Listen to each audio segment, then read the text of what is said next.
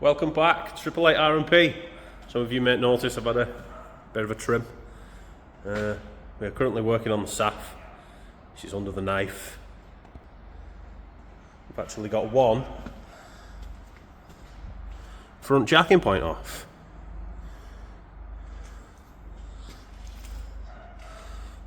So as you can see, Ford put expanding foam,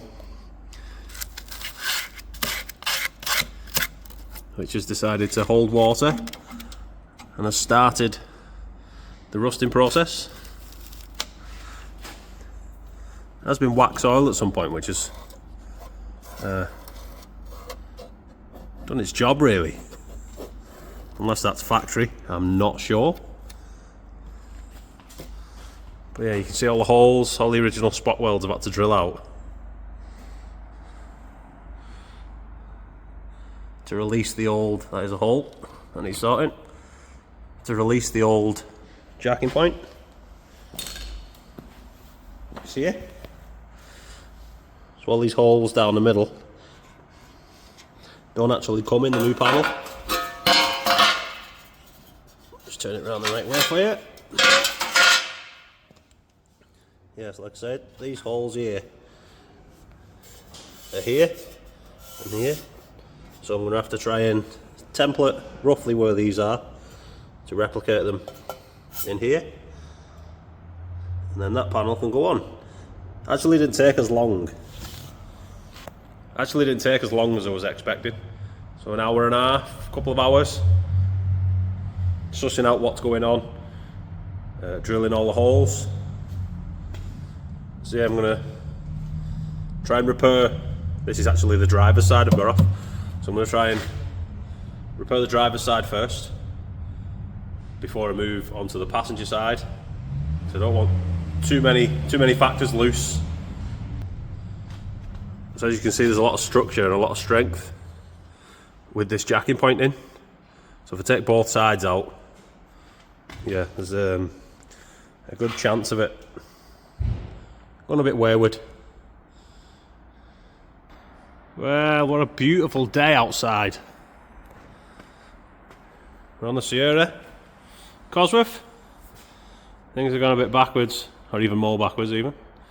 Doors are off so I can get access. I still need to finish off up here and sand these welds flush so it looks a bit more like a spot weld. Jacking point in. Jacking point in. I've actually just cut out and welded in 2 patches, passenger side, patch foot, driver's side. We've still got the floor to do, that's next. Floor both sides to reconnect and weld inside. So I'm just gonna sand the welds flush. So basically them patches will disappear. So we've just sanded them patches in.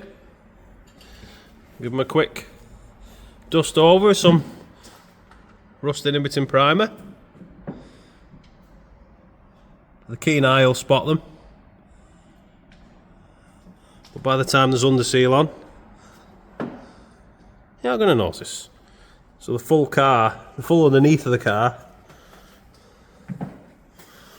is going to be body colour eventually.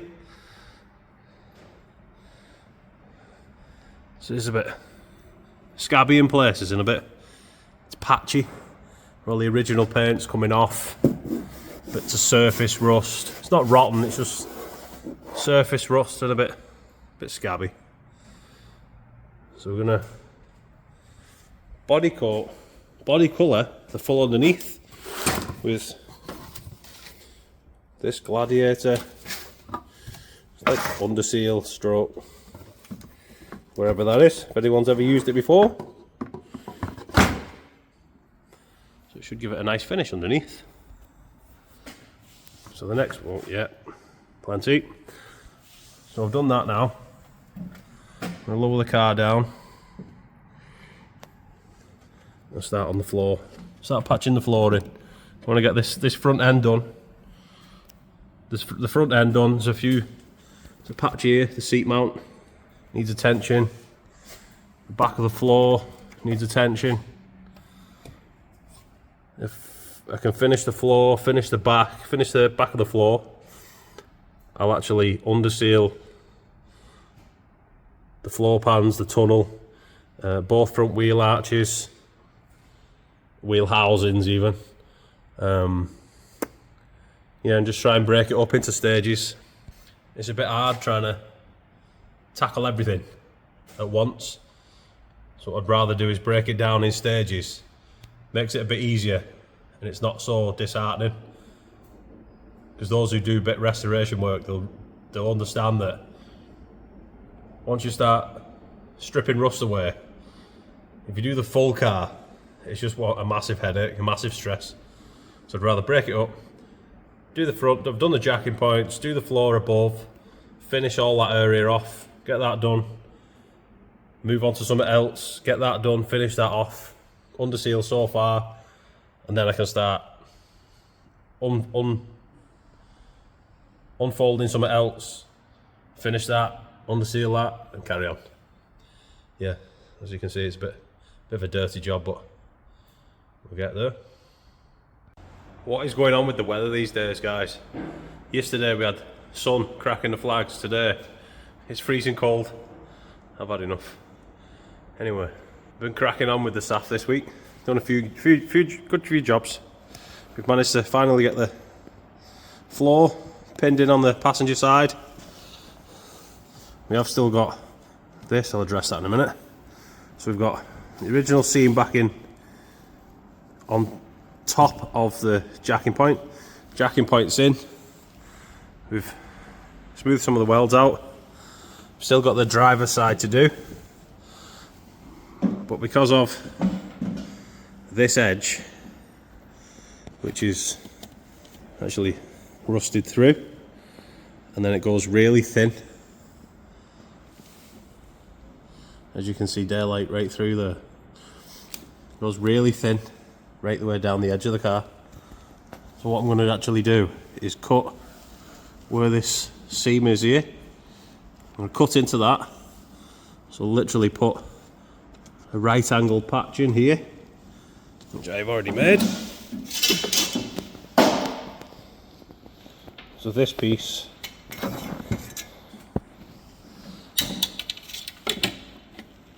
we're going to put in here and blend in. So this will actually come and tuck under the jacking point, but run the full length of the sill as original. One, to get rid of all the crap, and to stiffen this seam back up before I actually then put the outer sill on. The outer sill I'm going to cut to this line here, so cut to that line all the way down. The top's good. There's a lot of work in blending the top back in to the door gaps, get the door gaps. So if you leave the top, cut it here, we can overlap it on the inside on that joint and weld it back up. The bottom half of the sill will be all brand new, solid. Also, cutting the full lot off gives us access to the inner sill inside. So we'll do the floor, get that welded in, then cut off the outer sill, repair the inner sill, then put the outer sill back on, and that's another big job done. And of course, it's not just the passenger side that wants doing. The driver's side is exactly the same. So it does go solid. Yep. Here onwards, but it's still thin. I don't know whether you can pick up on that, but it's really thin. So it's not going to last longer, too much longer anyway, before it's rusted through. And by the time I've done the outer sill, cut the outer sill, repaired the outer sill, and welded to it, it's more than likely going to be too thin or pain to try and weld to. But that's just the joys of car restoration. It's never simple, it's never easy. It And you can never predict, one, how long a job's going to take, and two, how big that area is going to be. It always grows. So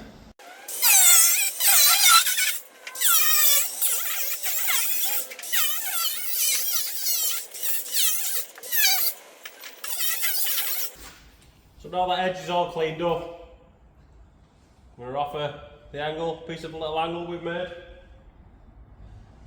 Offer that in, have a look, see how it fits. If we're good to go, then it can just get welded in.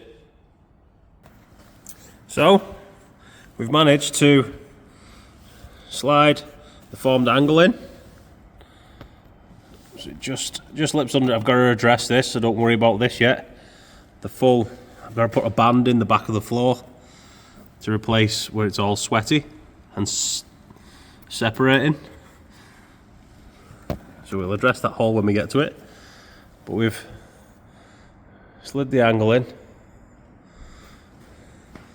by the time it's welded in, it'll be nice and neat. So it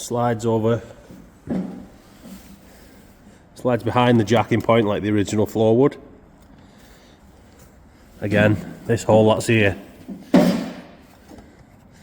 I'll weld this in. This is already in. I'll weld this in. And then I can cut the crap out, literally just cut across there and form a piece to go in there. I've also popped a load of holes in the back edge, so now I can clamp the seam up and weld through the holes into the inner sill. Well, that just wants pinching up now. Welding through them holes, and once that's pinched up, I can go along the floor, make contact with the floor, with the new angle in the floor, tack it all the way along, and really that wants fully welding all the way along. This still needs grinding off yet to dress out. Dress this up so that disappears. So once that's welded in, then we can cut the sill, like I say, to this line. There's this big hole here. Then all these scabs will turn out to be pinholes, like that one.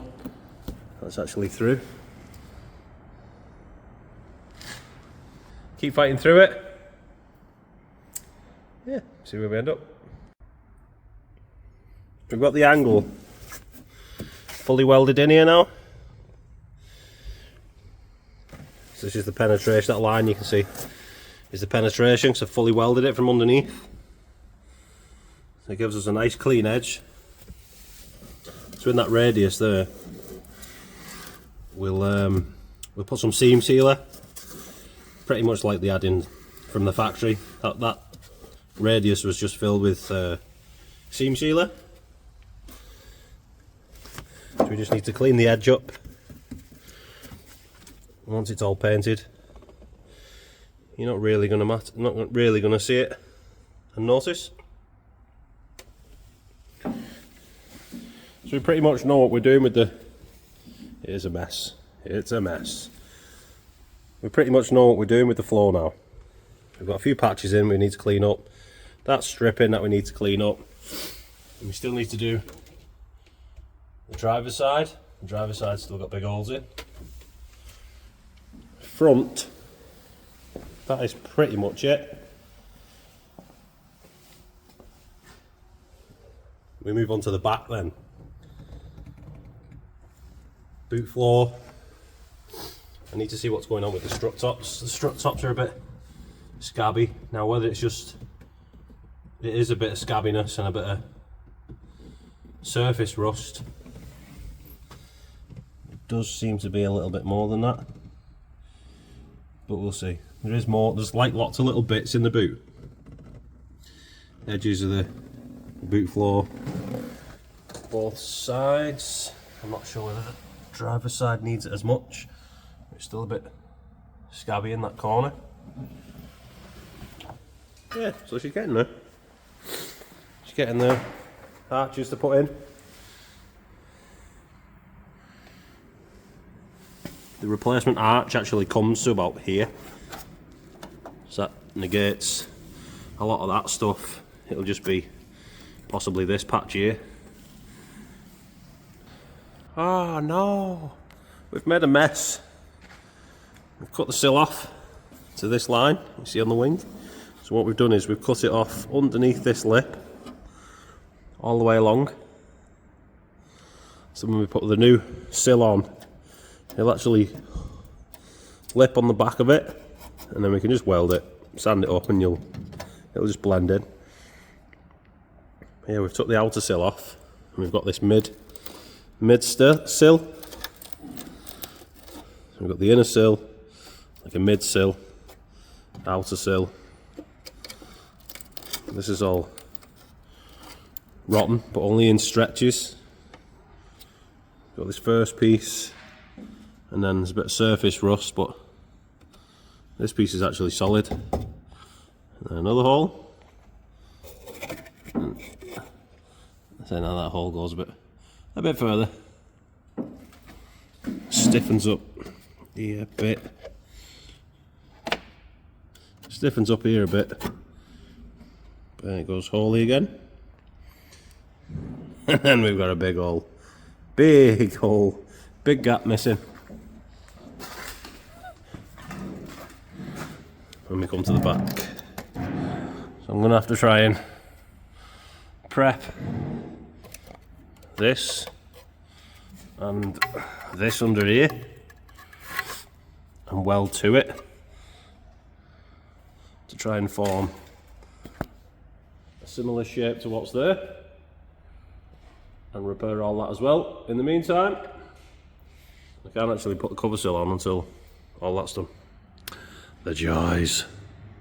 We was hoping to get the engine here this week, give you a walk around the engine, but the engine's not arrived yet. The owner's a lazy git. Pretends he's busy all the time. So once the engine's here, we'll give you a walk around that. But it's Saturday, and Saturday is usually my play day. My play day at the minute, I've got to tidy up, consists of, this is the van, Pat's chassis rails that I had made. So this is the existing rear. There was a lot going on with the rear, and it wasn't really that rusty. So I thought if I keep the rear section with the spring hangers, various other bits that go on, at least that's factory, I can keep hold of that. And I have actually split it on an original join. So the original join was here anyway. So I've managed to put that back in. It just needs blending in properly. But yeah, they're Pat's chassis rails. A lot of the stuff, new door, bonnet, that's the back panel. A lot of the stuff I've already had powder coated. There's a place called Transit Parts. UK I think it is, or something like that. You can pretty much buy everything brand new, maintenance wise. So that's the gearbox cross member powder coated. This is actually a spur 2 litre Pinto head that I'm starting to make the turbo manifold with. Bet butcher. So the front end, a bit of a concoction. So that's the original square tube single wheel axle.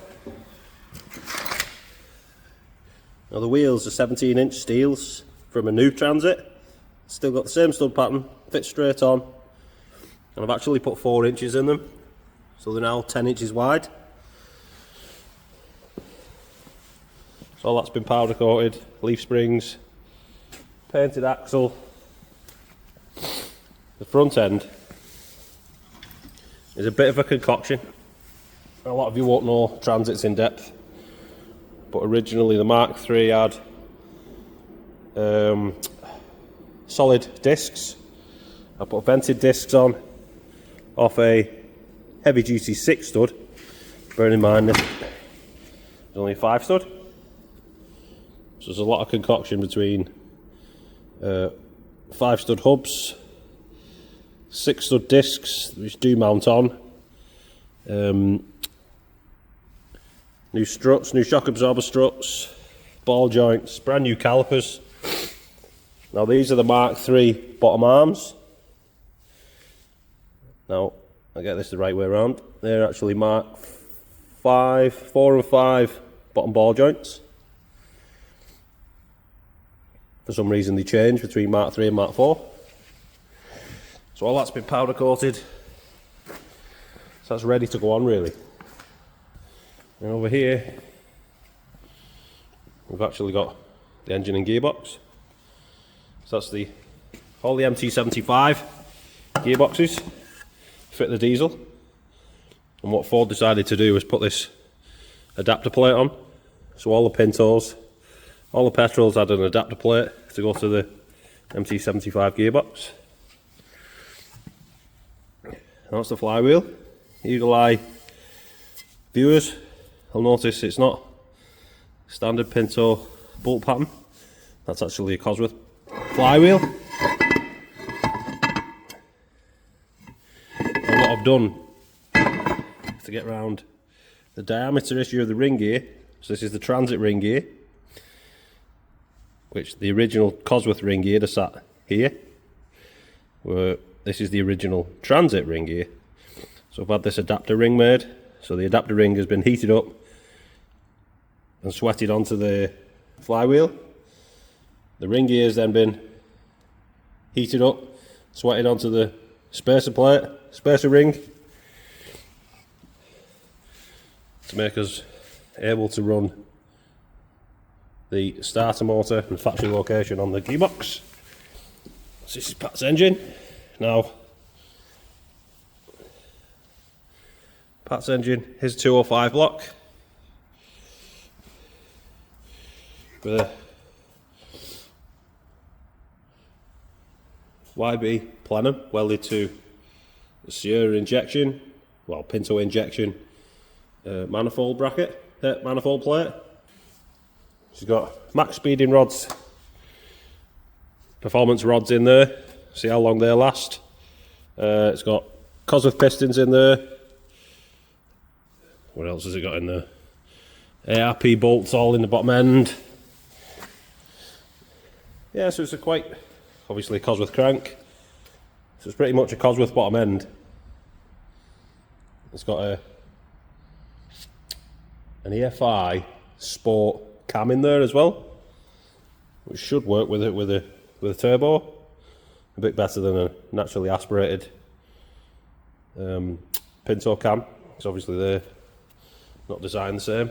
The EFI one should work a bit better with a turbo. So we're going to try and keep Saturdays working on Pat and see where we end up. Be nice to get the engine and box in. Well, it'd be nice to get the chassis, as you can see, it'd be nice to get the chassis back under the van and some more work done on it. It's a bit of a long-winded restoration, should I say. Yeah, it'd be a nice, unusual, oddball thing to drive around in. It'll get used for the shop, collecting gas, collecting parts, collecting materials. It should last a while. And a brand new chassis under it by the time it's all painted. Yeah. So we'll see where that one's ends up. Well, thanks for watching another video. It's been a bit of a scatty week this week. All sorts going on. I've come down with a bit of man flu. It's just a general cold, but I'm being a big wuss. So I do apologise for the sniffles through the latter part of the video. Yeah, we'll hope to see you again soon. You never know what'll be in the shop. I actually haven't got a clue what'll be next. But yeah, thank you very much.